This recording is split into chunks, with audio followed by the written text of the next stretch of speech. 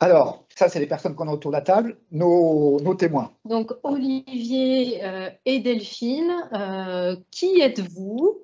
Alors, votre métier, bien sûr, peut-être votre parcours professionnel. Et puis, une question qu'évidemment tout le monde se pose, c'est quel autre métier auriez-vous rêvé d'exercer? On te laisse commencer, Delphine? Oui, avec plaisir. Bonjour à tous. Donc, Delphine Moncouillou, je suis responsable développement RH au sein de Sodial sur le périmètre fromage. Donc, je travaille aux côtés d'Olivier depuis 3 ans maintenant. Je suis de formation initiale psychologue du travail. J'ai évolué 7 ans dans le conseil RH. Ensuite, j'ai eu une expérience dans le transport et une expérience en management de transition avant d'arriver chez Sodial. Voilà, je suis ravie d'être là avec vous aujourd'hui. Et quel métier aurais-tu rêvé d'exercer? Est-ce que tu peux nous le dire ou est-ce que... Comme beaucoup de petites filles, j'avais envie d'être maîtresse quand j'étais petite, mais voilà, c'est passé. Avec le temps, c'est passé. Olivier? Bonjour à toutes et à tous. Donc, je suis Olivier Brie, je suis le directeur des ressources humaines de l'activité fromage du groupe Sodial. J'ai rejoint le groupe en 2006, donc ça fait plus de 15 ans aujourd'hui. Donc, je suis de formation ressources humaines. Et avant de rejoindre le groupe coopératif Sodial, j'ai eu tout un parcours dans les équipementiers automobiles. J'ai travaillé d'une part dans un équipementier qui faisait de la peinture automobile, PPG, et ensuite un équipementier qui faisait du verre plat pour l'automobile, Asahi. Et donc, j'ai décidé de changer complètement de carrière à l'âge de 35 ans. Voilà, donc au sein du groupe Sodial, j'ai travaillé dans la filière lait chez Candia, un peu dans l'amont, et ensuite, j'ai participé à la reprise d'Entremont en 2011. Alors, si à vous aussi on pose la question du management paradoxal, si vous aviez un mot à nous partager, lequel serait-il? C'est compliqué comme question, parce que c'est beaucoup de mots. Je dirais donner du sens dans de l'incertitude aujourd'hui. C'est le plus gros paradoxe que l'on vit. Et toi, Delphine? Alors, je pense que l'incertitude reflète bien le paradoxe du manager. J'aurais envie de rajouter peut-être positionnement également.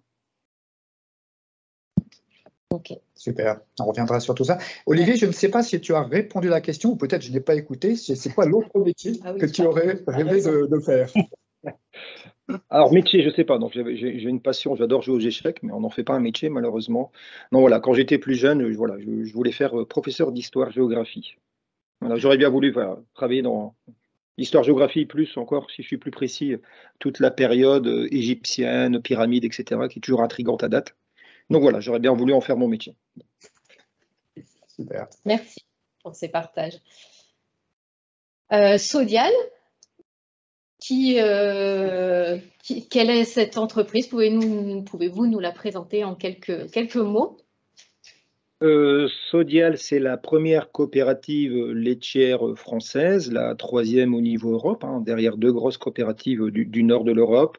Sa particularité, c'est 17 000 producteurs de lait sociétaires. On a nos fournisseurs qui sont aussi nos sociétaires.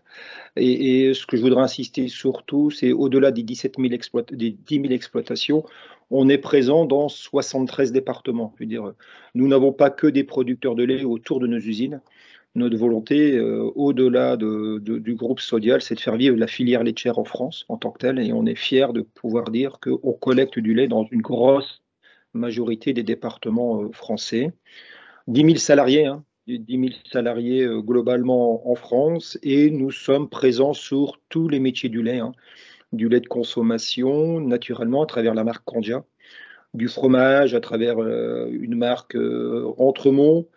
Alors après, on partage une marque avec Savencia, Richemont, Cœur de Lion, Rustique. Le lait, le yaourt aujourd'hui à travers notre marque Yoplait. Après, on est sur de la poudre de lait, poudre de lait infantile, poudre de lait animal, poudre de lait humaine, et on a une activité aussi plat cuisiné à travers Bocolac. Donc voilà, c'est une coopérative. C'est 5 milliards de litres de lait. Ça doit être à peu près 20% de la collecte, 5 milliards de chiffre d'affaires. Voilà, en quelques mots, le groupe Sodial. Super. Si on commence à rentrer un peu dans le débat, on va plonger dans le management dans quelques instants, mais le contexte aussi de l'entreprise. Je t'entends pas très bien, Bernard. Tout le monde vit. Ouais, je pense aux évolutions géopolitiques. Est-ce que c'est bon là, Olivier?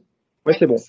Ah ben, je ne sais pas si pas plus tard que ce matin, ceux qui ont écouté BFM TV ce matin, on entendait à 6h20, je ne sais plus, Nicolas Dos parler d'un groupe, hein, le plus gros groupe laitier mondial, hein, Lactalis en tant que tel. Hein. Voilà, parler d'inflation de l'instant présent. Effectivement, le contexte géopolitique global impacte le groupe alimentaire Sodial, comme tous les groupes alimentaires. Nous subissons de multiples inflations. Hein. Inflation énergétique, inflation sur les emballages, inflation sur les transports. Hein. Voilà, c'est des pics inouïs hein, qui font tourner la tête hein, parce que les graphiques s'envolent.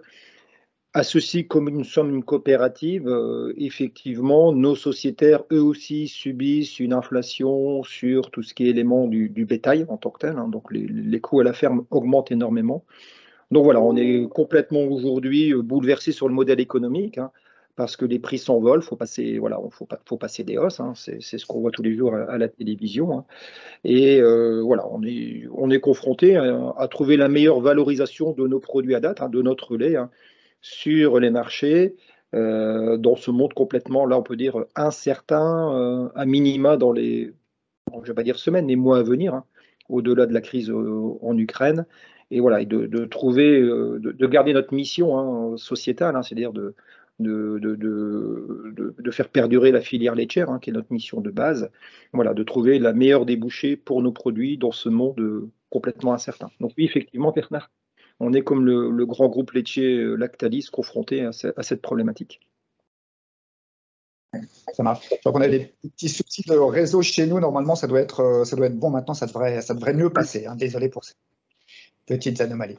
Alors, ce qu'on vous propose, c'est d'avoir deux mi-temps en quelque sorte dans notre échange. Donc, une première mi-temps, on va parler management et avoir votre retour d'expérience. Et puis, on fera une petite pause et on aura des échanges avec les participants via le chat ou des échanges directs. Une deuxième mi-temps où on plongera sur les outils, les méthodes encore plus concrets, je dirais. Et là aussi, votre retour d'expérience sera intéressant. Et puis, les échanges qu'on peut avoir les uns avec les autres. En fait. Donc, premier temps, je vais enlever le slide, parlons management. Voilà, vous en êtes où sur le sujet du management? D'où venez-vous? Où allez-vous? C'est quoi les problématiques? Cette notion de paradoxe, qu'est-ce que ça donne? Allons-y dans votre retour d'expérience, votre vécu. Delphine, tu commences? Oh, je te laisse démarrer, vas-y. Je pense qu'au jour d'aujourd'hui,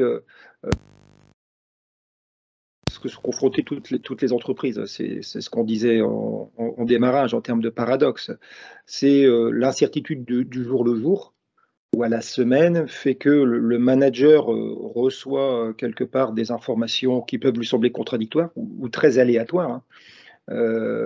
Parce que le monde bouge trop vite, et là on le voit à l'instant présent, et notre job, nous, en termes de manager, c'est de recevoir cette information qui est volatile ou incertaine ou qui bouge, de la digérer rapidement, mais très très très vite, et de se retourner vers nos équipes et essayer de donner du sens à cette information qui est volatile, parce que vis-à-vis de l'équipe, on a un pilier de stabilité, quoi.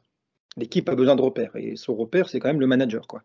Et tout le paradoxe que l'on vit, c'est de donner un maximum d'informations à nos managers pour leur donner de la visibilité, dans le terme visibilité de ce que l'on sait à date, de façon qu'ils puissent digérer cette information rapidement et en dessous redonner du sens à leurs équipes. Donc voilà, on est dans dans ce mouvement. On a eu pas plus tard que cette semaine un top 80, je veux dire, avec le directeur général du groupe Sodial qui essaie de nous donner le maximum de visibilité et à nous d'ajuster.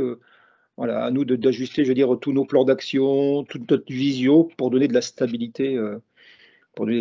Alors, c'est très perturbateur. Hein. J'avoue que c'est très perturbateur parce que, heureusement, en termes de manager, on a des zones de confort. Hein. On est habitué à nos indicateurs, à nos plans d'action, ce qui nous rassure au quotidien, hein, qui nous permet aussi de savoir si on est bien dans une cible. Et au jour d'aujourd'hui, j'ai presque tendance à dire que ces indicateurs volent en éclats. Quoi. Je veux dire, Si je vais au-delà de la crise énergétique, je ne sais pas le bon indicateur qui est le turnover, s'il donne du sens aujourd'hui. Alors que je ne sais même pas si l'indicateur je fidélise en CDI donne du sens, la notion de CDI à travers les fidélités, alors que pour nous, en termes de RH, ce sont des indicateurs qu'on mesure tous les jours pour dire il y a beaucoup de turnover, on n'est pas bien dans l'entreprise. Aujourd'hui, je ne sais pas si cet indicateur il est toujours aussi lisible et aussi facile à lire. Est-ce que le turnover n'est pas maintenant à intégrer tout simplement dans notre modèle managérial en tant que DRH, je veux dire oui, effectivement, les salariés viennent pour des périodes de 2 ou 3 ans et la vraie vie n'est pas de mesurer le turnover à 3 ans, mais de se dire, ben voilà, oublie cet indicateur qui n'a plus de sens à date et dis-toi une chose, c'est que le salarié a envie de vivre sa carrière et de vivre sa carrière, il fait une partie prenante en venant dans le groupe Sodial, quoi. Donc voilà, c'est entre. Donc il faut essayer de trouver de nouveaux indicateurs. Voilà, on monte des budgets au mois de novembre. Aujourd'hui, nos budgets de novembre n'ont plus rien à voir, vu la crise qu'on vit. Et difficile de faire un PMT à 3 ans. Voilà, voilà, nos modèles bougent énormément. Et donc le manager, je pense, est perturbé, fortement perturbé par rapport à ce monde changeant. On attend souvent la fin. Oui, ce qu'on peut rajouter, Olivier, par rapport à ces difficultés, c'est aussi les nouvelles exigences des collaborateurs que le manager doit prendre en compte. Et ça, c'est nouveau pour lui. Donc, le manager, aujourd'hui, il est un petit peu il est au carrefour des exigences de l'organisation et des exigences des collaborateurs. Et ces 3 dernières années ont modifié profondément le fonctionnement des collaborateurs et les motivations intrinsèques.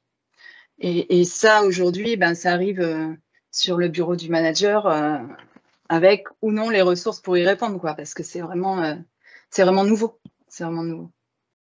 Et alors, Delphine, en tant que RH, tes managers aujourd'hui, que te demandent-ils, que viennent-ils chercher auprès de vous pour les aider Aujourd'hui, ils sont plutôt en recherche de solutions. Certains sont face à un mur ou face à une incompréhension, puisque ce qu'ils mettaient en place jusqu'à présent, aujourd'hui, ne fonctionne plus ou ne fonctionne pas comme ils le souhaiteraient.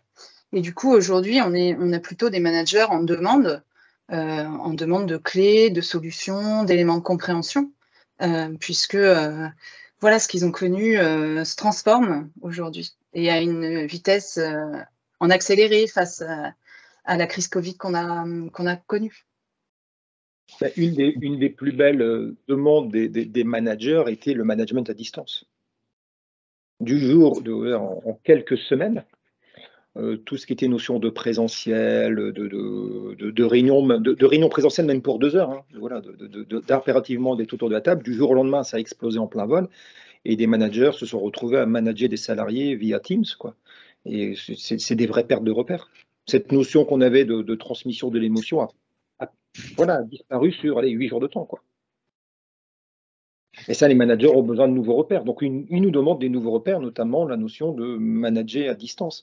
Ce qui fait repartir pour moi sur une question beaucoup plus profonde, c'est que souvent le manager, face à une problématique, nous demande des outils. Donne-moi l'outil qui permet de réparer une problématique. Et voilà, c'est comme la voiture qui est en panne. Répare-moi ma voiture. Donne-moi le bon diagnostic. C'est jamais aussi simple que ça, je veux dire, fort heureusement d'ailleurs. Mais il n'y a pas d'outil miraculeux au jour d'aujourd'hui quand on parle de management à distance, entre autres. On a des bases, mais ce n'est pas des outils. On n'a plus d'outils qui peuvent résoudre un problème de manière simpliste, quoi. Ça veut dire quoi, Olivier? Ça veut dire que si les outils ne sont plus la réponse unique, c'est quoi les réponses? Dans le sens, tu donnais l'exemple d'une voiture, ma voiture est cassée, je change d'outil. Là, j'entends que toi, tu dis, en fait, peut-être il faut changer de voiture, ou aménager ta voiture autrement, je ne sais pas. Ça serait ça? Oui, ou c'est surtout changer le cadre, quoi. Je veux dire, je pense qu'on essaie de pousser des outils qu'on a connus par le passé, et on l'a vu dans le management à distance de la part de certains managers qui bientôt pouvaient faire un tableau Excel pour s'assurer que les salariés comment dirais-je, fournissaient bien la quantité de travail souhaitée. Donc on peut tomber jusque ce modèle excessif, c'est-à-dire que cette notion de basculer sur le fameux mode collaboratif, confiance. Mais je veux dire, voilà, pas je veux dire, enlever le lien de subordination qui existe, mais de savoir que les collaborateurs aujourd'hui, Delphine complétera, demande plutôt de co-construire, mais une véritable co-construction potentiellement. Et le management à distance s'y prête bien. Mais il faut pouvoir diminuer ce lien hiérarchique pour moi, diminuer ce lien hiérarchique. Et vis-à-vis de nos N-1, voilà, faire de la co-construction pure et dure, quoi. Mais quand j'entends par co-construction, je me méfie toujours de l'effet pervers où on a le sentiment de participer alors que tout est fait, hein. C'est pas ça la co-construction, c'est de la réflexion collective. On travaille, on bâtit ensemble, quoi. Et il faut quitter ce cadre de mode de contrôle, quoi, pour moi. Et ça, c'est pas un outil, je veux dire, c'est mentalement, il faut pouvoir basculer dans un autre mode de fonctionnement. Surtout au regard des jeunes, pas dire des jeunes générations, hein, même les trentenaires, etc. Oui, ils ont besoin de co-construire, comme dit Delphine, d'être acteurs de leur parcours professionnel. Tu parles de management à distance, mais comme dans beaucoup d'entreprises, il y a toutes les équipes de production qui, elles, ne peuvent pas être à distance et qui peuvent générer là aussi des paradoxes. Comment vous gérez ça au sein de Sodial? Alors, il y a effectivement comment dirais-je? Alors déjà, je crois beaucoup à la maturité des organisations. Au niveau groupe, hein, notamment tout ce qui est management à distance, télétravail, c'est quelque chose qui a été mis en place, qui se développe au fil de l'eau. On est passé d'une journée à 2 jours de télétravail par semaine, etc., etc. Et ça aura tendance à continuer à évoluer. On a la chance d'être sur plusieurs métiers, donc le DRH du groupe peut mesurer les sensibilités des maturités. Après, au niveau production, au niveau des usines, il y a potentiellement un frein parce que, comme vous dites, voilà, je dois être présent parce que je manage au quotidien des équipes. Tout doucement, même au niveau des comités de direction des usines, on a des gens qui commencent à faire du management à distance, tout ou partie de leur main, pas tout, du management à distance sur une partie de leur fonction. Donc ça se met en place aussi au niveau des managers cadres des usines. Je veux dire, tout doucement, ça se démocratise. Et si on n'accompagne pas le mouvement à date, on va le subir dans quelques années. Donc le vrai pari aujourd'hui qu'on a au niveau industriel, c'est d'accompagner le mouvement, mais de pouvoir donner la possibilité dans les usines à certains salariés de commencer à faire du télétravail et donc au directeur d'usine de manager à distance tout ou partie de son équipe. Il faut laisser le temps au temps, mais je pense qu'il faut rentrer parce que lorsqu'on recrute aujourd'hui certains cadres de production, la question nous est posée aussi. Même si on ne peut pas le systématiser, hein. On a un recrutement en cours, on ne peut pas assurer à quelqu'un du télétravail, il faut qu'on l'intègre. Donc c'est là où, à un moment donné, ce mode contrôle, ce mode managérial très parfois pyramidal ne pourra. Voilà, le Covid étant passé par là, et Delphine l'a bien souligné. Quelque chose, voilà, on a cassé quelque chose. Le modèle a cassé quelque part. Ouais. J'entends là déjà ces notions de perte de repère, d'être bousculé, et ces éléments-là, cette notion de co-construction, cette notion de réinterroger les KPI, dans le sens les KPI d'aujourd'hui et de demain ne sont pas ceux d'aujourd'hui et d'hier. Je reviens un petit peu sur les raisons aussi qui amènent à tout ça, hein. Tu as parlé du critère économique, socio-économique, géopolitique, du monde qui bouge et ainsi de suite, qui fait que les entreprises doivent bouger. Vous avez évoqué la question des collaborateurs, hein, la demande de sens, ainsi de suite. Autre paramètre externe, est-ce que ça joue ou pas pour vous sur, y compris le management, c'est le client, la demande client, la demande consommateur, et du coup, dans quelle mesure voilà, ça impacte ou pas le management, quel lien il peut y avoir ou pas autour de cette demande client et cette exigence client?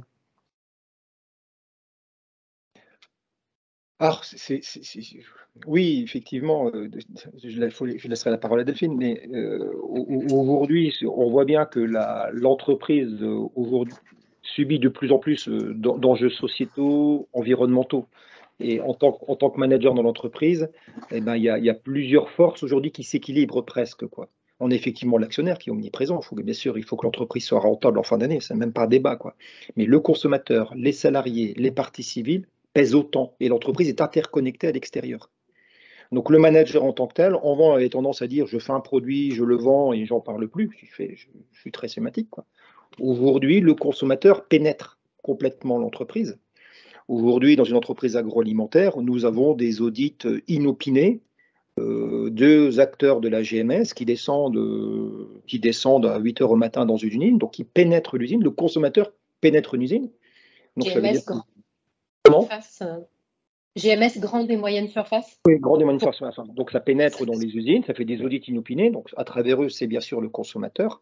Le consommateur, il est hyper connecté versus les réseaux sociaux. Donc il challenge l'entreprise en tant que telle. Et aujourd'hui, ça vient complètement perturber potentiellement les managers qui doivent autant s'occuper de l'interne que aussi de l'image qu'il renvoie en externe via son entreprise. Et ça, certains managers, alors je ne parle pas du marketing, de la R&D et du commerce, qui naturellement étaient très orientés clients, mais ça va bien au-delà, si vous voulez. Aujourd'hui, la gestion de l'emballage n'est pas qu'une question de marketing, de commerce, loin s'en faut, quoi. Ça touche autant l'industriel que le marketing et le commerce. La disparition de l'emballage dans l'emballage plastique dans les années à venir, quoi. Ça montre bien que le consommateur en tant que tel, ou les enjeux environnementaux ou sociétaux, dépassent largement l'aspect économique de l'entreprise. Donc bien prendre en considération quel qu'en sera le coût pour l'entreprise.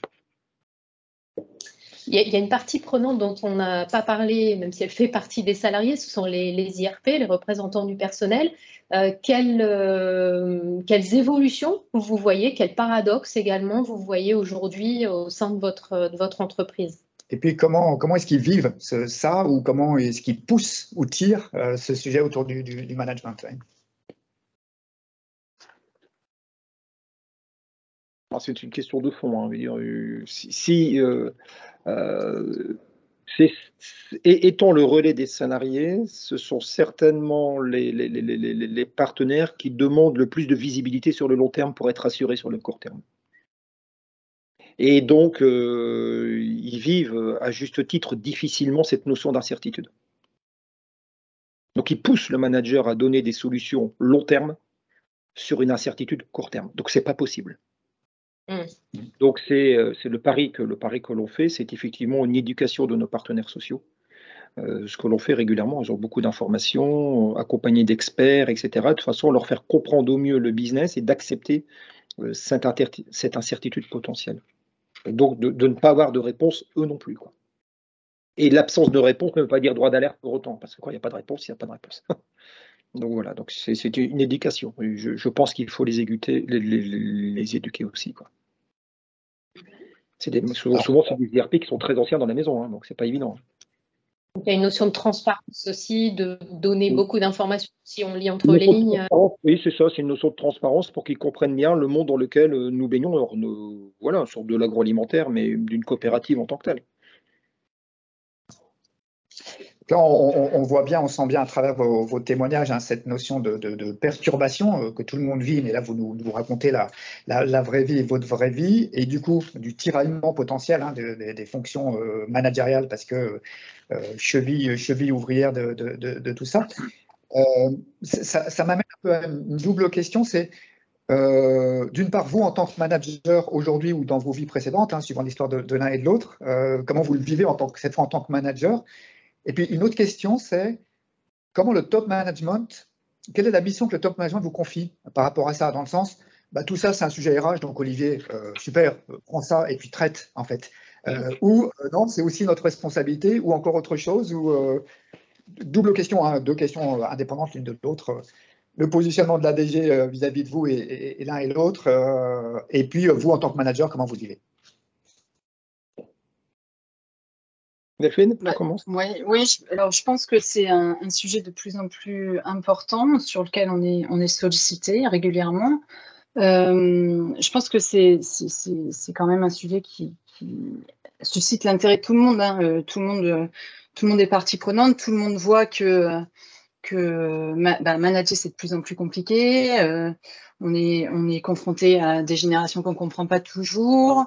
Donc c'est vrai que l'encadrement est intéressé. Et, je dirais pas qu'il donne le dossier à Olivier, débrouille-toi, ils sont quand même intéressés, ils se questionnent et on essaye de co-construire ensemble des solutions, puisque il n'y a pas une solution miracle, hein, donc quand on travaille sur des parcours, sur des propositions, on essaye de consulter tout le monde, et parce que tout le monde a sa pierre à apporter dans la solution. On va rentrer dans les outils tout à l'heure, mais C'est un sujet qui interpelle. Oui. À tous les niveaux. C'est un sujet, oui, parce que il interpelle parce que les managers, comment dirais-je, ouais, mettent fortement en tension les managers, quoi. Voilà, sur la quête de sens, la quête de sens tant collectif qu'individuel, la reconnaissance, ce besoin aussi d'exemplarité qui devient et d'exemplarité. Donc on est poussé aussi par les managers à répondre à leurs demandes. Pour répondre à ta question, Bernard, comment moi je vois les choses? Eh ben, je vois les choses j'ai eu l'occasion hier de manger avec le DRH de groupe. J'étais à Paris. Voilà, il me donne une somme d'informations qui me sont très utiles pour comprendre au mieux la situation de l'instant présent et les mois à venir. Hein. Tout ce qu'il peut avoir comme visibilité, c'est les mois à venir, c'est déjà pas mal. Et voilà, il attend de moi naturellement que je digère vite cette information qui est aléatoire et que derrière, j'arrive à transmettre ça à mes équipes pour que voilà, leur donner envie, donner du sens. Donc, tu vois, je veux dire, mon rôle du manager en tant que tel, ouais, de plus en plus, c'est donner envie, donner du sens pour faire de la collaboration forte avec l'incertitude, comme dit Delphine, voilà, de générations qui poussent et qui attendent autre chose de nous. Quoi. Et qui veulent de la visibilité qu'on n'est pas toujours capable de leur donner. Voilà. Et question un peu aiguillon, je vais dire, que se passerait-il chez Sodial aujourd'hui s'il n'y avait plus de manager? Il n'y a pas de message. Hein. Non, c'est vraiment une question aussi. Explorons cette question. C'est pas une bonne question. Désolée. Alors, déjà, globalement, il n'y a plus de manager comme on avait il y a 10 ans, quelque part. Quoi. On a plus, en vérité, pour moi, l'absence de manager, ce n'est pas la notion de manager pyramidale qui est importante, parce que ça n'existe plus. Je veux dire, on perdrait l'animation d'équipe. Ça veut dire que individuellement, dans l'entreprise, chacun donnerait le sens à sa mission et par magie, la somme des sens individuels donnerait un sens collectif cohérent. Quoi. Ok, je veux bien y croire. Quoi. Je veux bien y croire. Non, c'est pas impossible, mais je veux dire, faut ouvrir le cadre. Mais voilà, je pense que on perdrait le sens. Au-delà, je pense que j'oublie la notion de manager subordination dans ce cas-là, Delphine. Hein. C'est pas, pour moi, je pense que ça finit, ça va disparaître. Hein.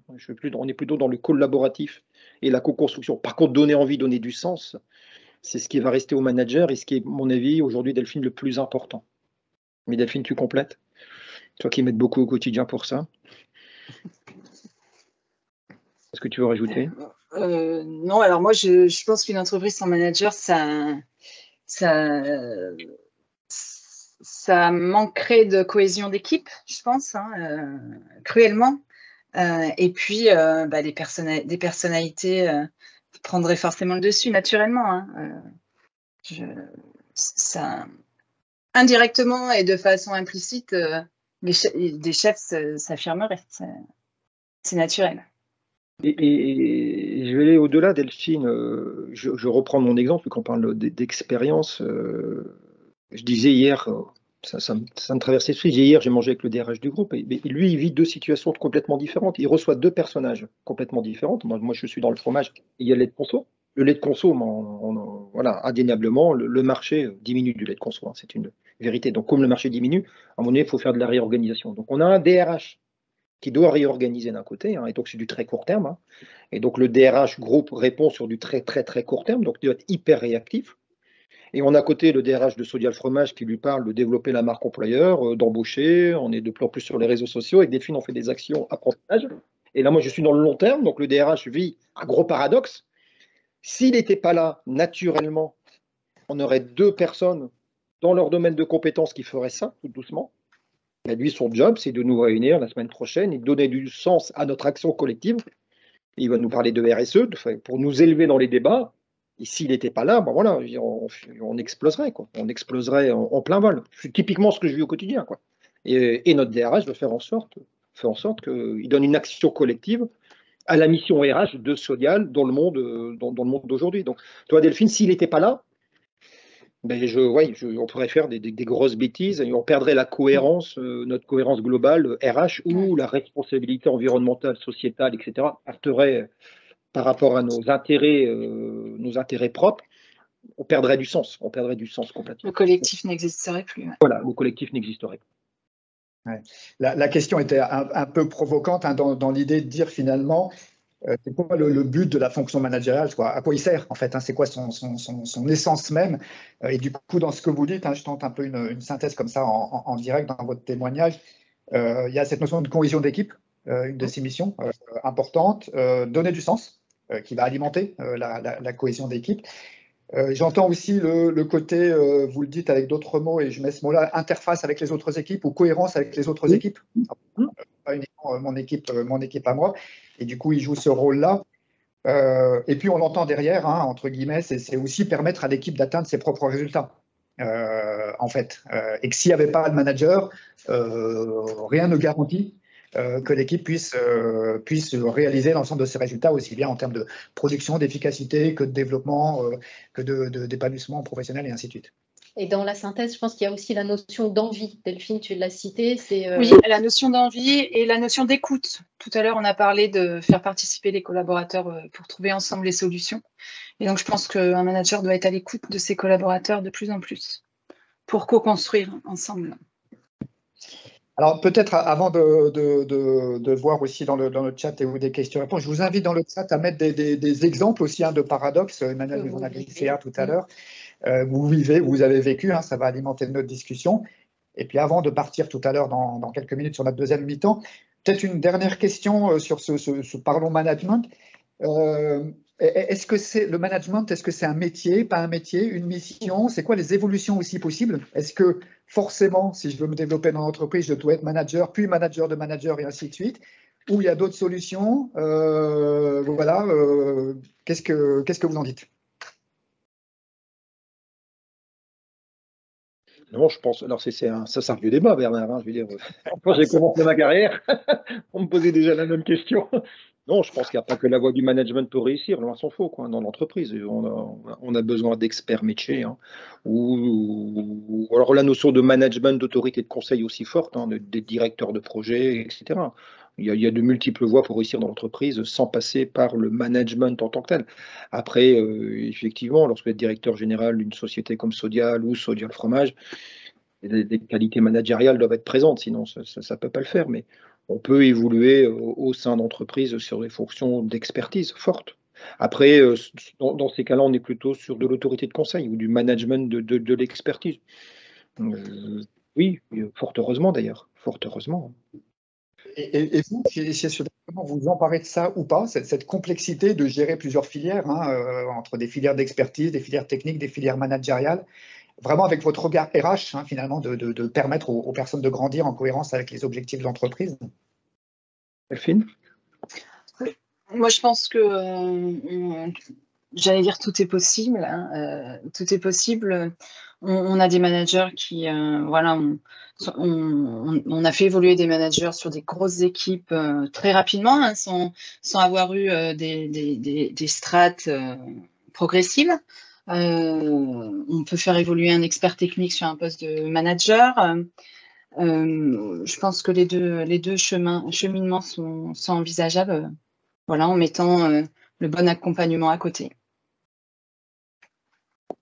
C'est un travail qu'a mené Delphine, hein, c'est un travail qu'a mené Delphine avec le groupe là, sur un outil hein, qui est le manager attitude, après une prise de poste, au bout de quelques mois de prise de poste.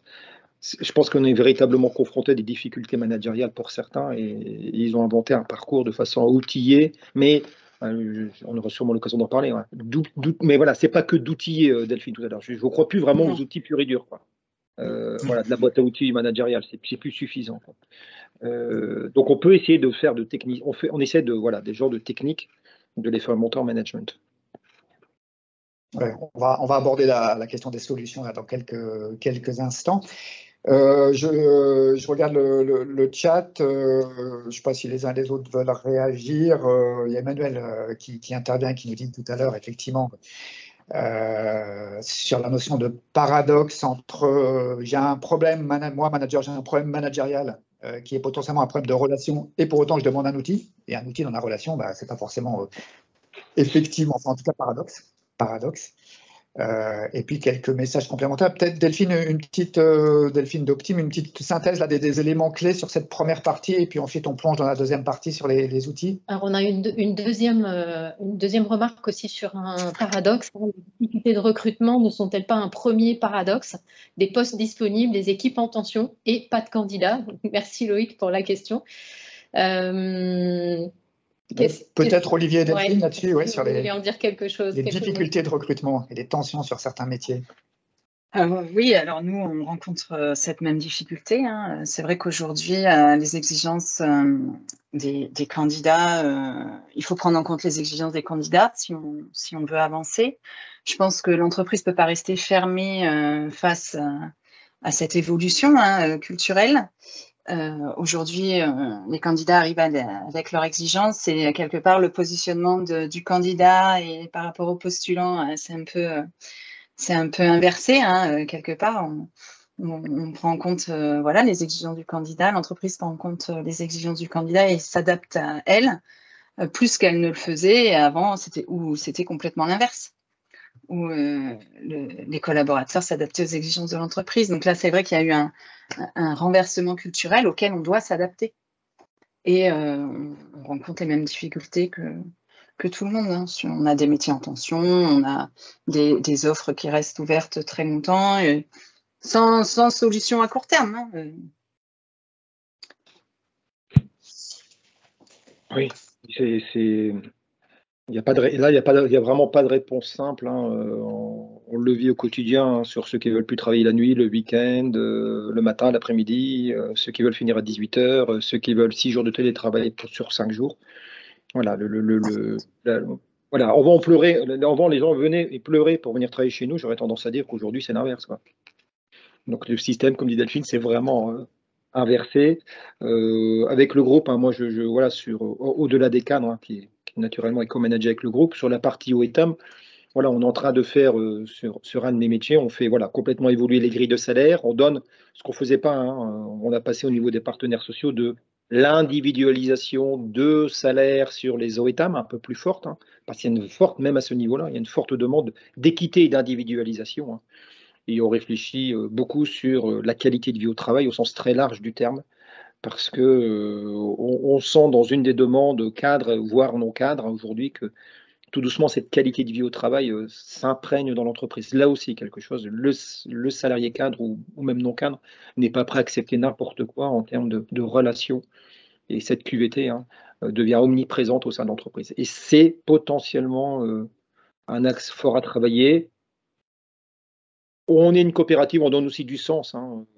Effectivement, on ne travaille pas pour un actionnaire qu'on ne connaît pas, hein. On travaille pour une filière laitière. Donc, certains cadres viennent chez nous, notamment, et on le voit hein, lorsqu'ils postulent, hein, de donner vraiment un sens direct à leur action, et nous, on essaie de capitaliser dessus. Quoi.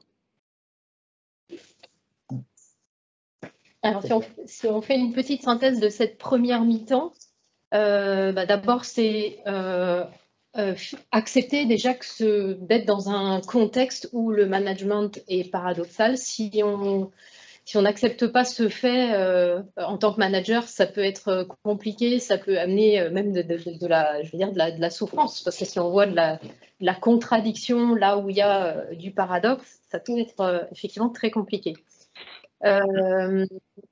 Donc, plein de raisons, on l'a dit, hein, finalement, le manager est au carrefour de ce monde qui bouge, des exigences des clients, des exigences de son équipe. Ce qui est rassurant, c'est qu'on voit que le rôle du manager reste essentiel. Il évolue, mais il reste essentiel pour, c'était tout beau, hein, Delphine, quand on a préparé, faire bouger l'entreprise. S'il n'y a pas de manager, il n'y a pas d'envie, il n'y a pas de direction, il n'y a pas de dynamique. Donc,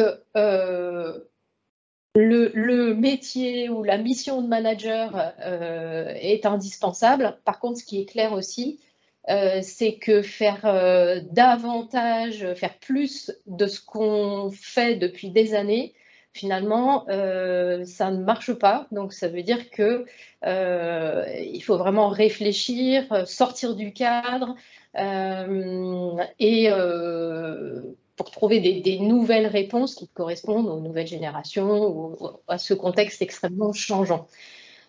Donc, ça va être l'objet là de cette seconde mi-temps, de parler des outils, de ce que vous avez mis en place dans le groupe Sodial. Donc, on va parler plus concrètement hein, des outils. Ouais. Là, c'est donc deuxième mi-temps, on est très intéressé d'avoir votre regard sur concrètement comment vous faites. Hein, et quand on évoque ça, j'ai en tête que vous avez un référentiel managérial, par exemple, qui est très parlant. Donc, ça peut être intéressant de nous dire qu'est-ce qui vous a amené, qu'est-ce qu'il y a dedans. Il y a des parcours aussi particuliers de développement. Il y a des boîtes à outils managériales. Il y a des outils. Enfin voilà, partageons ce qui est partageable, évidemment, avec la confidentialité qui va bien, la discrétion qui va bien. Votre retour d'expérience là peut être intéressant. Donc, je ne sais pas l'un ou l'autre. Est-ce qu'on parle de votre référentiel d'abord ou des parcours ou là, mais allons-y. Il y a M. Cyril Talon qui en voie de basculer là, qui pose une question. Il faut changer de méthode d'organisation, c'est bien collectivement pour l'entreprise, mais cela impacte plutôt négativement individuellement, remise en cause personnelle, menace sur son emploi, etc. Comment gérer ce genre de paradoxe? Alors, c'est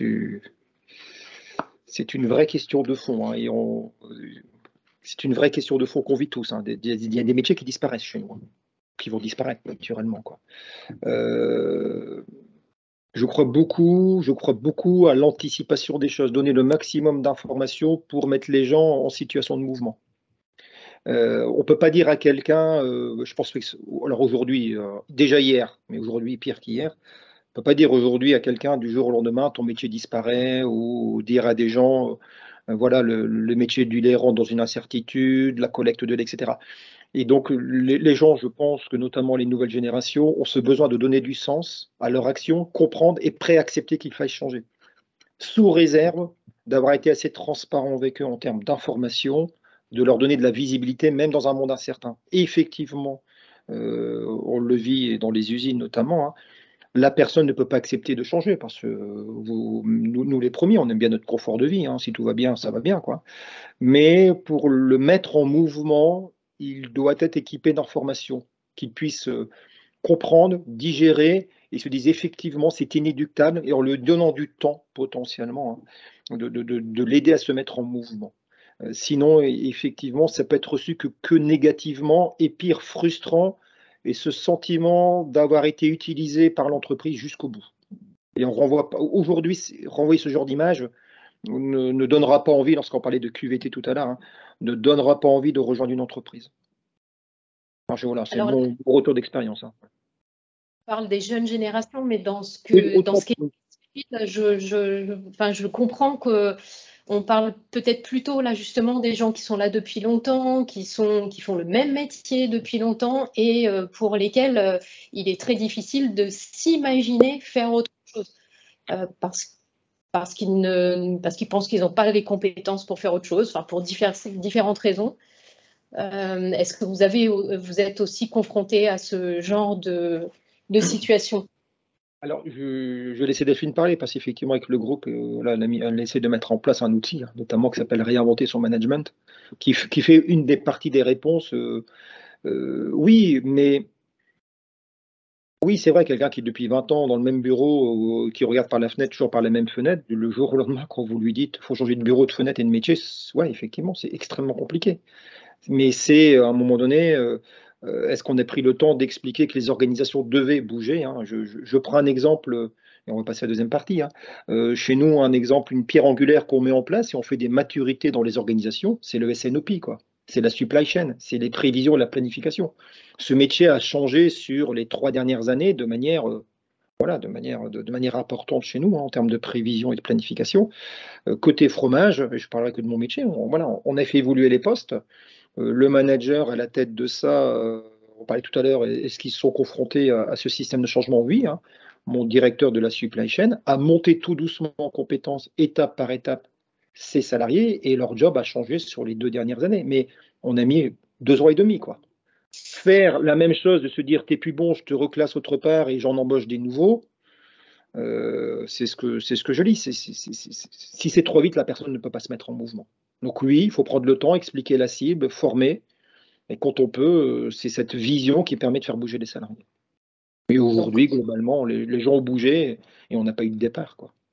À la limite de compétences, et quand un problème de limite de compétences, c'est là c'est un autre débat, quoi. Je veux dire, on a une inadéquation entre les compétences du poste de demain et des compétences d'aujourd'hui. Donc là, effectivement, faut pas non plus, c'est là où parfois on fait du repositionnement, y compris en externe. Il ne faut pas non plus comment dirais-je. Mais c'est pas la solution première. Donc, anticiper et donner le temps. Si on résume. Et accompagner aussi. Alors, accompagner justement, Delphine, différents outils. Olivier, tu évoquais réinventer son management. On peut peut-être aborder ça comment vous faites?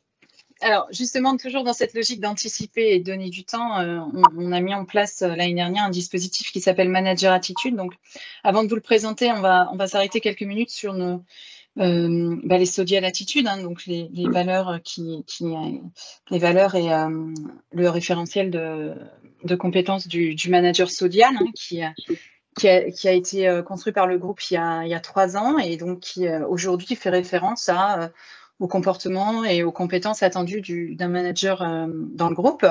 Donc, les 5 attitudes sont donner envie, donner du sens, être ouvert, être exigeant, oser dire et écouter et responsabiliser. À ces 5 attitudes sont associées 4 comportements chacune.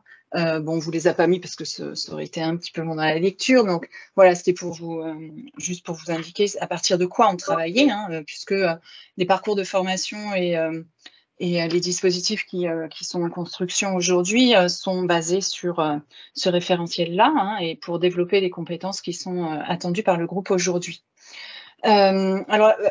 Alors, tout à l'heure, on disait anticiper et donner du temps. C'est ce qu'on a essayé de faire en construisant le dispositif qui s'appelle chez nous Manager Attitude. Hein, donc, manager parce qu'il s'adresse à des jeunes managers et attitude, vous l'avez compris, il fait référence aux 5 attitudes du référentiel du manager. Donc, Manager Attitude, il a été mis en place pour répondre à un besoin de nos jeunes managers. Hein. C'est vrai que on fait évoluer des gens, on met des gens en poste de manager sans mesurer les difficultés qu'ils pouvaient rencontrer. Donc, on s'est dit, on va les accompagner dans leur réalité managériale et on va leur proposer un dispositif qui à la fois leur permettra de mieux incarner le référentiel Sodial Attitude et qui leur permettra également de créer une communauté de managers, parce que je pense que c'est très important chez nous, l'idée de communauté, d'échange de bonnes pratiques,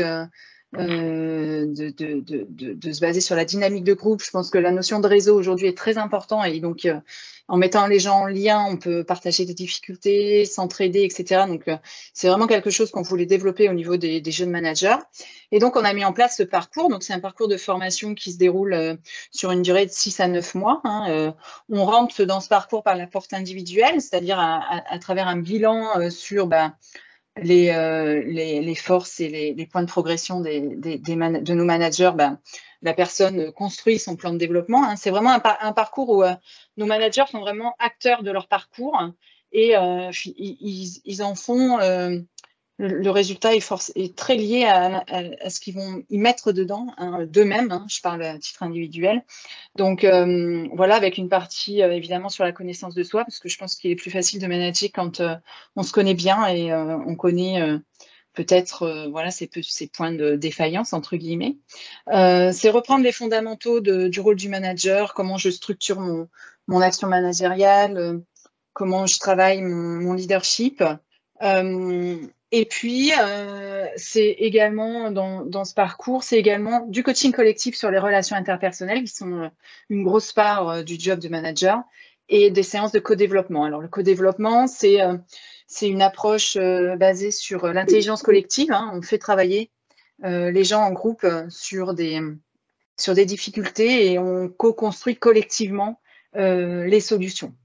Donc, le gros avantage du co-développement pour nous, c'était à partir du milieu de parcours, de mettre les gens en mouvement et accélérer le fait qu'ils prennent leurs difficultés en main et ils se mettent en action sur le terrain et dans leur prise de poste. Voilà. Donc dans ce dispositif, c'est un groupe qui vit pendant 1 an ensemble et qui avance dans leur prise de poste de manager. Voilà. Donc ça, c'est un premier dispositif qu'on a mis en place et du coup, on a vocation à le pérenniser pour tout l'ensemble de nos jeunes managers au sein de Sodial Fromage. Tu le disais plutôt pour les jeunes managers. Petite question concrète opérationnelle, vous l'animez en interne et ou en externe parce que c'est intéressant, je crois que vous allez chercher aussi des ressources internes notamment et autres. Oui, les deux. Il y a une partie du dispositif qui est animée en externe, une autre partie en interne, puisqu'on a toute une communauté de formateurs internes au sein du groupe Sodial. C'est vrai que dans l'ensemble des parcours qu'on peut mettre en place, on sollicite beaucoup l'interne. On a beaucoup de compétences, donc on les utilise. Tu as cité l'outil excuse-moi Bernard, du co-développement. Est-ce que, je pense que ce n'est pas un outil qui est si répandu et si connu que ça. Est-ce que tu peux dire en quelques mots comment se déroule une séance de co-développement? Alors, pour une séance de développement, donc il faut être plutôt en petits groupes. On va dire qu'il ne faut pas excéder 10-12 personnes grand maximum. C'est même déjà beaucoup. Il faut mieux faire des petits groupes entre 6 et 8. Vous avez un animateur, quelqu'un qui va, entre guillemets, superviser la séance. À partir de règles de confidentialité et d'éthique on va dire que des règles du jeu sont posées en début de séance.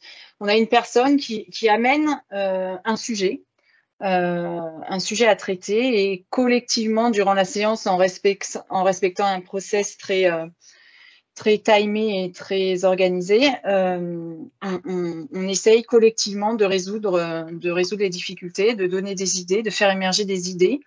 En mixant un temps de présentation du sujet, un temps de réponse de la part des participants et un temps de co-construction des réponses. Bon, là, je vous le fais rapide, mais grosso modo, ça peut ressembler à ça schématiquement. Et la personne, à la fin de la séance, s'empare ou pas des solutions qui ont été proposées et s'engage à mettre en œuvre ce sur quoi ce qu'il choisit comme type de solution. Et à la séance suivante, on débriefe pour voir qu'est-ce qu'il a mis en œuvre, qu'est-ce que ça a donné, où il en est. Voilà. Donc, il y a une forme d'engagement à la fin de la séance. Voilà.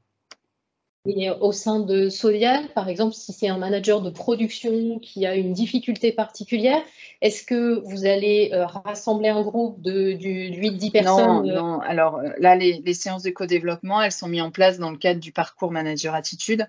Le groupe, le co-développement arrive à partir du milieu du dispositif. Donc, le groupe a déjà vécu ensemble, le groupe se connaît bien.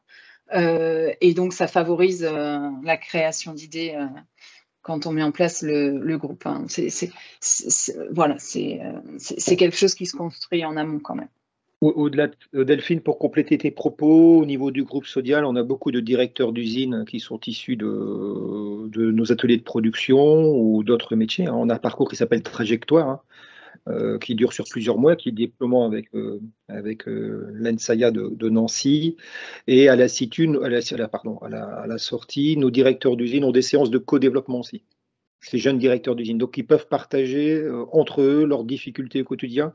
Donc, même à ce niveau de poste, les directions d'usine, le groupe a mis en place du co-développement. Donc, c'est la même chose que ce que dit Delphine sur des managers de proximité. On fait la même chose pour les directeurs d'usine.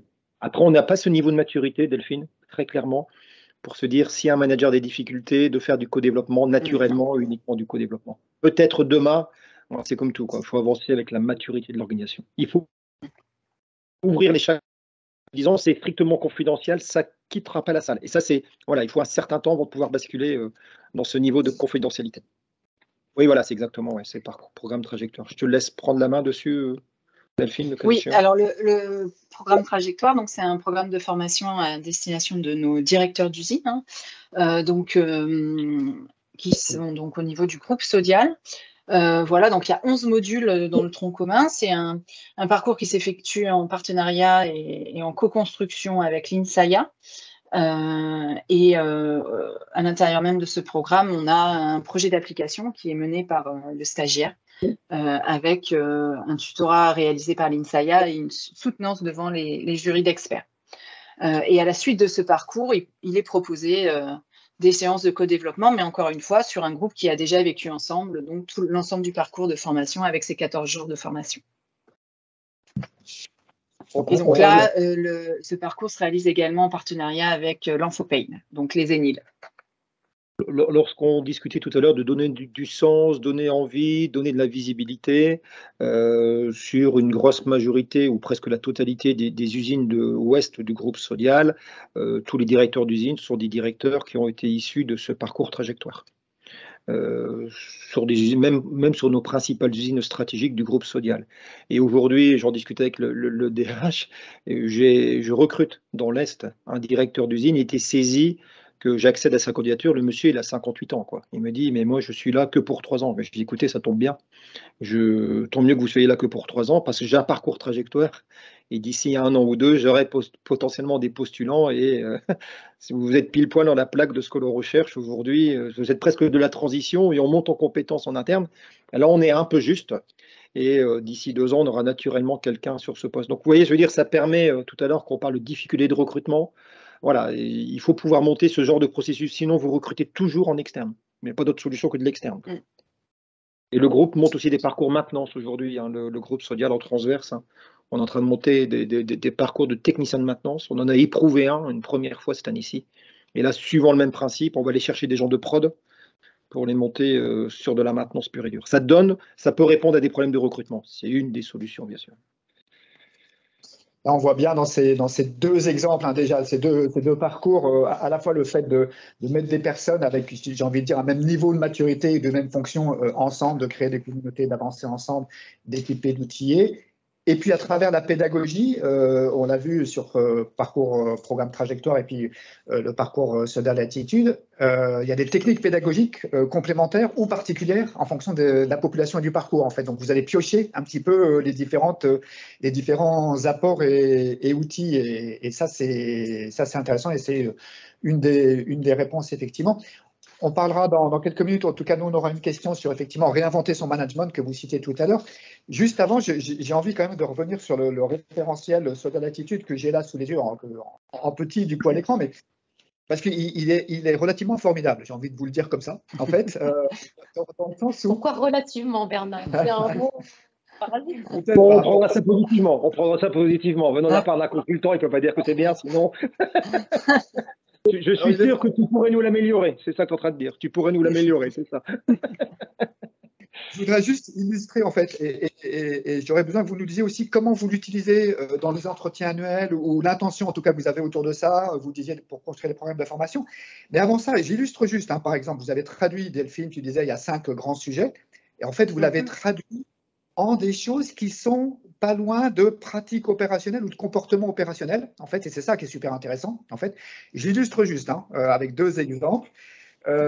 Oser dire et écouter, par exemple, vous l'avez traduit en j'ose dire pour les autres, en fait, et ça, vous l'avez traduit encore plus finement en je me rends responsable de ce que je laisse faire.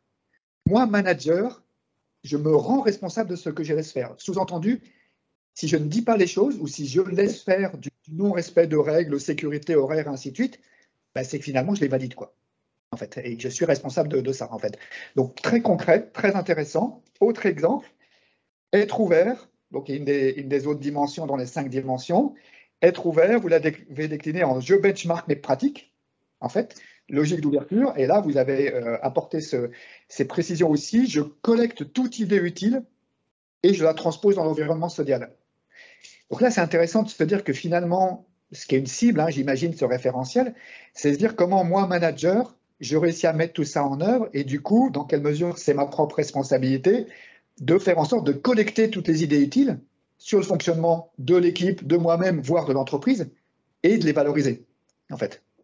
Donc, comment vous utilisez tout ça dans le quotidien? Je sais que dans les entretiens annuels, vous essayez de pousser, de le tirer. Où est-ce que vous en êtes par rapport à ça? Alors, 2 choses. Premièrement, ce qu'il faut savoir, c'est que ce référentiel, il a été bâti avec des salariés en interne. Donc voilà, c'est de la production interne. Il y a eu plusieurs groupes de travail qui ont été pesés, qui ont abouti à ces 5 sodial, ce qu'on appelle nous les sodial attitudes. Après, voilà, c'est un modèle inspirant en tant que tel. Je veux dire, effectivement, on le balaye à minima une fois par an en entretien, lors d'un entretien annuel, hein, où on discute de l'atteinte de nos objectifs, de ce que l'on veut faire, de ce que l'on souhaite faire, etc., etc. Et on passe dans ces valeurs de Sodial durant cet entretien. Ça doit être pour nous, pour moi personnellement en tant que DRH, c'est un guideline quelque part. Ça doit nous rappeler de donner du sens, donner envie, donner du sens à notre coopérative. Voilà, voilà, c'est quoi notre raison d'être, pourquoi on est là. Cette notion de responsabilisation, Delphine illustrait très bien avec les jeunes générations. Voilà, la co-construction, poser le cadre, laisser de la liberté. Voilà, c'est plutôt pour moi quelque chose qu'on doit garder au fond de nous lorsqu'on se dit, lorsque je travaille chez Sodial, ces mots-là veulent dire quoi? Et ces mots-là n'ont pas la même signification chez Lactalis, Savencia, je ne cite que des groupes de l'agroalimentaire. Voilà, c'est notre raison d'être. Voilà comment on les illustre chez nous. Tu vois, je veux dire, Bernard, voilà. Donc après, à nous de les animer au quotidien. Après, comme toute valeur, hein, on cite souvent les valeurs lorsqu'on constate des écarts. Les salariés citent souvent des valeurs lorsqu'ils constatent des écarts. Et au fond de moi, j'ai dit, écoute, c'est déjà pas mal, ça veut dire que tu les connais, quoi. Voilà. Donc, voilà, pour moi, c'est un guideline qu'il faut pouvoir animer plus ou moins au quotidien. Mais c'est très dur à animer, hein, c'est quelque chose de très dur à animer. Mais c'est les gènes, ce sont nos gènes. Pour moi, c'est important parce que ce sont nos gènes, c'est notre raison d'être. C'est clair. Et je trouve le côté formidable que je citais tout à l'heure, c'est cette traduction entre des valeurs ou des grands principes, et puis concrètement, comment je les mets en œuvre. Donc ça donne forcément plus de lisibilité et potentiellement plus d'engagement. On évoquait tout à l'heure dans la première partie du débat, et du coup, ma question elle va être autour des solutions que vous donnez, sur cette question de mettre le manager en situation de lui-même se réinterroger, tenir compte de tout ce qui se passe, ainsi de suite, plutôt que d'imposer, de lui dire, bah, tiens, t'arrêtes de manager comme tu manageais avant, et maintenant, voilà comment tu dois manager.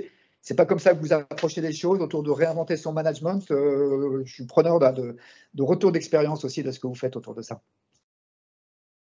Alors, c'est vrai qu'on a aujourd'hui une partie de nos managers qui s'interrogent face à leurs pratiques, hein, puisqu'ils sont confrontés à des jeunes générations, ils sont confrontés à des difficultés qu'ils n'avaient pas hier, et le Covid, la crise Covid étant passée par là, les motivations intrinsèques des collaborateurs ayant changé. Bref, le contexte fait qu'on a un certain nombre de managers qui s'interrogent sur la suite, hein, comment retrouver de l'aisance, hein, face à de l'incompréhension qu'ils rencontrent aujourd'hui. Donc c'est vrai qu'on a construit un dispositif qu'on a appelé réinventer son management. En fait, on voulait leur donner l'occasion de se poser entre guillemets et de prendre le temps de réfléchir à leurs pratiques par rapport aux évolutions, par rapport à leur évolution personnelle, par rapport à l'évolution des personnes dans leur équipe, par rapport à l'évolution des générations. Du coup, on a voulu, à travers ce dispositif, leur permettre, on va dire, 2 jours de remise en question de leurs pratiques, 2 jours où on va les alimenter pour repenser un peu leur management, et avant de rentrer dans un parcours de formation plus complet pour finalement repartir un peu, alors pas de zéro, mais repartir quand même un peu de zéro et essayer de repenser ses pratiques au quotidien. Et donc, c'est un dispositif qui s'adresse à des managers plus expérimentés, qui ont plus d'ancienneté chez nous et qui ont plus navigué chez nous, mais à qui on va proposer de se réinventer en leur proposant et en les amenant à réfléchir ensemble. Voilà. Donc, c'est un peu l'esprit de ce dispositif, hein, qui va se réaliser par groupe, encore une fois, pour continuer de travailler notre communauté de managers, avec un tronc commun qui leur permettra un peu de reprendre les fondamentaux, et puis un certain nombre de formations à la carte, puisque quand on est plus expérimenté, on se connaît mieux et on sait que on a des besoins qui seront plus individuels. Des séances de co-développement, encore une fois, puisque on a eu des bons résultats sur les premières séances qu'on a animées, et on a la volonté de continuer. Et puis, dans le souci de se former en permanence, on a une plateforme de formation en ligne qu'on leur mettra à disposition dans ce dispositif. voilà, donc c'est un dispositif qui va être testé, expérimenté hein, au mois de juin.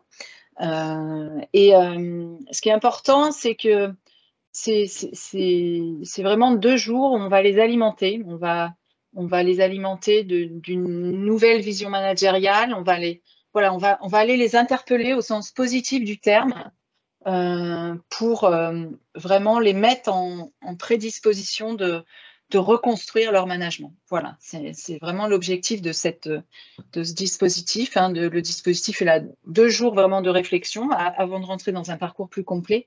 Mais voilà, ces deux premiers jours, c'est vraiment une interpellation positive hein, qui fera suite à de la construction. Et à l'issue de ces 2 jours, Delphine, on demandera au manager s'il souhaite poursuivre ou ne pas poursuivre le parcours. Donc voilà, il faut qu'ils se mettent en mouvement au bout des 2 jours. Ouais, est-ce qu'ils sont prêts? Ils sont prêts.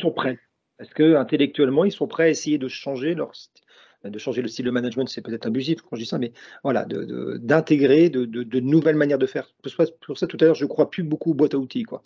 La boîte à outils de 2 jours qui te dit voilà ce que tu dois faire ABCD, et si tu fais bien ABCD, la lumière s'allumera, quoi.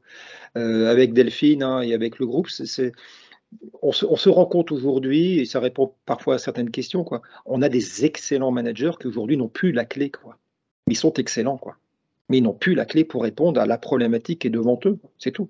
Et le pari qu'on fait avec le groupe, c'est d'essayer de les ouvrir, de les faire basculer en se disant oui, effectivement, il faut que je change. C'est ce qu'on disait hier, le monde d'hier ne marche plus. Et la personne a éprouvé, rééprouvé. Première réaction, il faut me donner des gens qui sont conformes à ce que j'attends. Je dis oui, effectivement, mais ça, on n'a plus sur le marché, quoi. Ah ben ça, c'est ton problème. Tu dis oui, mais ça doit être ton problème, tu ne l'auras pas non plus, quoi. Donc voilà, après, le manager dit tout compte fait, je suis coincé. Et on lui dit oui, effectivement, tu es coincé. Comment tu peux te mettre en mouvement? Voilà, on va expérimenter avec le groupe. Hein, on verra bien, c'est un ballon d'essai au mois de juin qu'on lance, Delphine. On est content parce qu'on sait remplir un groupe déjà, c'est déjà pas mal. Ouais. C'est-à-dire que les gens se disent effectivement, je dois me réinventer. Et voilà, puis après, au fil de l'eau, on va essayer de l'améliorer, quoi. Comme trajectoire, comme les autres modules. Super, ça permet de reboucler effectivement avec vos différents parcours. Puis rien que le titre, hein, on voit l'intention que vous avez derrière, un réinventer le management, c'est clairement pas management 2.0, venez, je vais vous raconter. C'est vous donner les moyens de vous réinterroger compte tenu de tout ce qui se passe et par rapport à ça et y aller. Je vois le timing, hein, je laisse les participants aussi faire leurs observations ou leurs questions dans le chat. Peut-être Delphine d'Optime, quelques exemples complémentaires aussi d'outils. Et puis, on ne va pas zoomer sur tout ce qu'on a sur la page là, mais Olivier, Delphine, je vous laisserai aussi réagir hein, sur, voilà, comme ça, quand vous voyez cette page là. Mais Delphine d'Optime, peut-être que zoom sur quelques points. Je ne vais pas revenir sur le premier point parce qu'on a largement parlé du fait que accepter que le management peut être paradoxal et indispensable.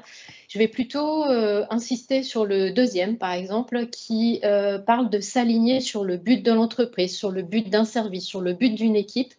Et quand on est un petit peu perdu, c'est une façon de retrouver sa boussole et de se re-questionner par rapport à une action dans un contexte donné, mais quel est le but de mon équipe et comment je vais le servir au mieux. Ça permet de prendre le recul nécessaire. Un autre point sur lequel je voudrais insister, parce que ça fait écho à une chose que tu as dite, Olivier, laisser de la marge de manœuvre, ce qui est négociable et ce qui ne l'est pas. Tu as parlé de liberté dans le cadre tout à l'heure, et ça paraît être aujourd'hui également un point indispensable. Ça veut dire que le cadre, il faut quand même le définir, mais là-dedans, les managers et puis les managers hein, doivent pouvoir trouver aussi leur degré de liberté. On peut pas aujourd'hui embaucher des gens qui ont du talent. Hein. Et dans mon équipe, j'ai des gens qui ont plus de compétences que moi, largement dans certains domaines. Et ne leur pas les faire entrer dans une réflexion collective, mais une vraie réflexion, pas une discussion, une réflexion collective. Et c'est la marge de manœuvre qu'il faut leur donner. Hein. Moi, Delphine, les parcours qui sont dessus ont été travaillés avec le groupe et Delphine sur une problématique que j'ai ressentie, mais je ne savais pas. Je ne savais pas, voilà, je ne savais pas. Je savais pas, je savais pas porter l'outil. Et c'est en ayant des gens, voilà, des collaborateurs et des vraies marges de manœuvre, de la vraie réflexion collective, qu'on peut aboutir à ça. Donc, il faut qu'on définisse le cadre de ce que l'on souhaite, même si on ne sait pas l'outil qu'il faut mettre en place, et donner une vraie liberté à nos collaborateurs pour qu'ils puissent s'épanouir dans ce cadre. Voilà, et les deux sont pas antinomiques pour moi. Hein. On peut être manager et ne pas savoir, hein, c'est pas un problème. Un autre point aussi qu'on a abordé, hein, c'est la communauté manager. Souvent, on est manager et on est le seul à exercer son métier dans l'entreprise ou au moins dans l'usine ou dans l'entité dans laquelle on se trouve. L'idée de communauté de managers, de partager, de pouvoir résoudre des problèmes ensemble par le codev, par exemple, hein, c'est un outil, ça paraît aussi des pistes vraiment importantes. On a parlé aussi finalement d'anticiper, de donner du temps et finalement de créer aussi les outils au sein de l'entreprise pour créer des parcours de formation, de progression, de manière à ce que les collaborateurs ne se retrouvent pas dans une situation de non-retour finalement. Et puis pour accompagner aussi les changements dont l'entreprise a besoin et de pouvoir avoir les profils dont l'entreprise a besoin. Et puis une des manières aussi, on le voit sur l'écran là, donc je zoomerai sur la puce qui est au milieu, inclure dans mes objectifs individuels l'objectif de moins N plus 1, ou dans l'autre sens, hein, inclure dans les objectifs de N moins 1 certains de mes objectifs individuels, en fait, dans l'idée de monter en puissance et de créer de la coopération, effectivement, et je ne suis pas sur mes propres objectifs, mais je suis sur mes objectifs, mais aussi les objectifs de l'équipe, en fait. Et ça, par expérience, c'est aussi des bonnes manières qui permettent de maximiser la question de la coopération et du coup aussi d'être plus à l'aise par rapport à ces paradoxes. Hein. À un moment donné, quand je suis dans un paradoxe, bah, OK, c'est quoi mes critères de décision pour pouvoir traiter ce paradoxe? Oui, Olivier, Delphine, je ne sais pas, par rapport à ça, la question des objectifs. Oui, c'est... OK. Et puis, se dire aussi, petite réflexion qu'on a eue chez Optim, qui est de se dire autour du rôle du manager, du rôle de l'équipe, et manager, manager, et l'un ne va pas sans l'autre, et inversement. Hein, pas d'équipe, pas de manager. Hein, nous, on dit, c'est le pas de bras, pas de chocolat. Bah, pas d'équipe, pas de manager, en fait. Et du coup, on se dit, en fait, avant de se dire c'est quoi le rôle du manager, c'est quoi ses fonctions, c'est quoi ses comportements, comment il doit évoluer et comment l'aider, l'accompagner, et ben, posons-nous une question préalable, indispensable, c'est quoi, qu'est-ce qui est attendu de l'équipe, en fait. Et une fois qu'on y verra clair sur qu'est-ce qui est attendu de l'équipe, et ben, en conséquence, c'est quoi le rôle du manager par rapport à ça, en fait. Et c'est souvent intéressant d'aller chercher cette réflexion un petit peu dans l'autre sens, y compris en accompagnement managérial individuel, en fait. Donc, qu'est-ce qui est attendu de l'équipe? Là, on va mettre des objectifs, on va dire ambitieux, entre guillemets, hein, qui est peut-être sur une équipe qu'on peut appeler performante, entre guillemets. Hein, la littérature existe sur ce sujet-là. On l'a formalisé comme ça. Mais vraiment autour de cette notion d'autonomie et de résultat et d'épanouissement, en fait, des uns et des autres, et de coopération et tout ce qui va avec, en fait, hein, et d'innovation également. Donc, finalement, une équipe, sur quoi elle est attendue, c'est potentiellement ces sujets-là, avec différents niveaux de maturité, je vous l'accorde, hein, en fonction de l'histoire et des métiers, en fait. Et du coup, en conséquence, et on va revenir finalement au début, en conséquence, le rôle du manager, sur quoi il est attendu, en fait, fondamentalement, c'est complètement ce que vous disiez au début, hein, le sens, la prise de décision en cas de nécessité, si l'équipe n'a pas pu la prendre, le fait que les objectifs soient effectivement réalisés, et puis contribution et interface avec le reste du monde. En fait.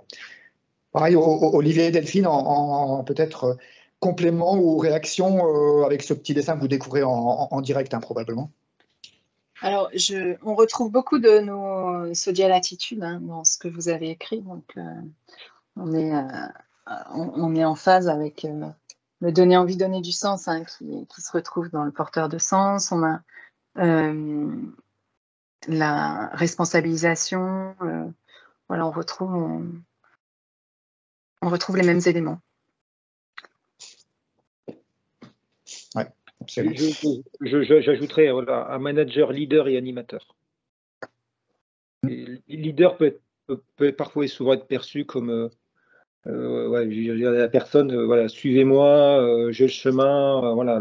L'animateur, c'est pour moi le manager qui permet au groupe de s'exprimer, voilà, de faire 1 + 1 = 3, quoi, quelque part. Voilà.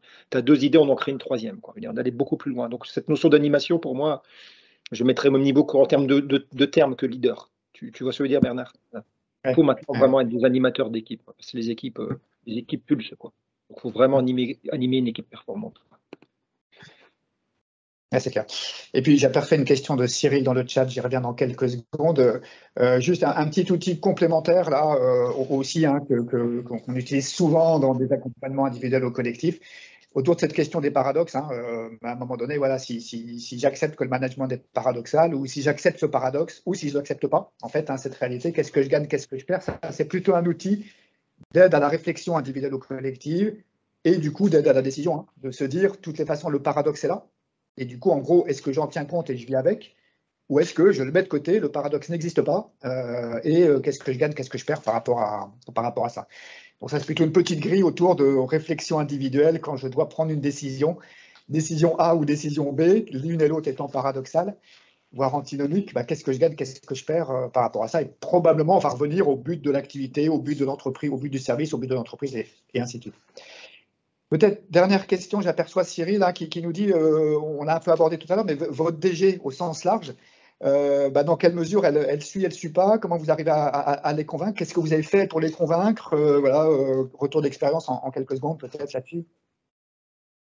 Alors, moi, je vais parler du DG de Sodial Fromage, hein, qui est Olivier Attimon. Bon, Olivier Attimon, c'est plus sur un comité de direction, hein, qui ressent qui ressent bien les problématiques que l'on parle à date. Donc, on est parfaitement aligné avec le comité de direction, Delphine et moi. Hein. Sinon, on ne pourrait pas constituer de groupe de travail, on ne pourrait pas faire de codev, etc. Ce n'est pas une bonne maturité. Après, j'aurais tendance à dire, soit on se met la tête dans le sac, hein, et ben voilà, et on subit le turnover et le mal-être au travail. Donc non, notre DG nous suit de par même un comité de direction sur les fonctions principales qui sont alignées avec nos démarches. D'ailleurs, c'est des demandes au niveau de ce comité de direction de Sodial Fromage. Donc, comment on arrive à les convaincre parce qu'on voilà, avec Delphine, on expose des problématiques avant toute chose, hein, de réinventer son management. Ils en sont conscients. Bien sûr qu'il va falloir du temps pour avoir les résultats.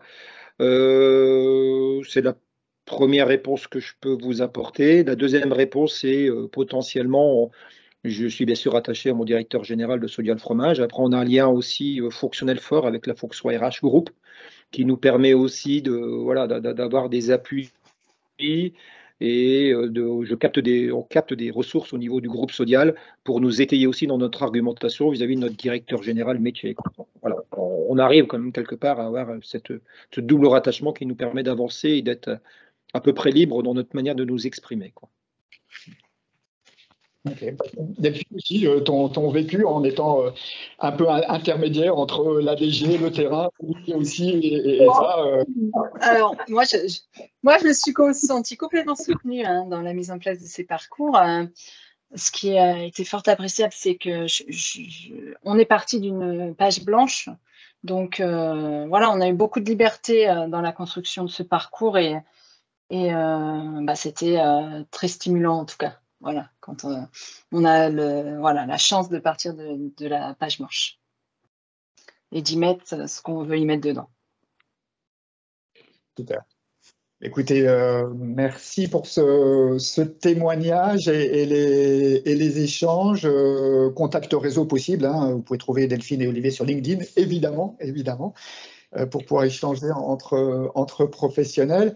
Peut-être il nous reste une ou 2 minutes, voilà, une petite page de pub, Delphine, Optime et le calendrier, et puis ensuite on se saluera juste après.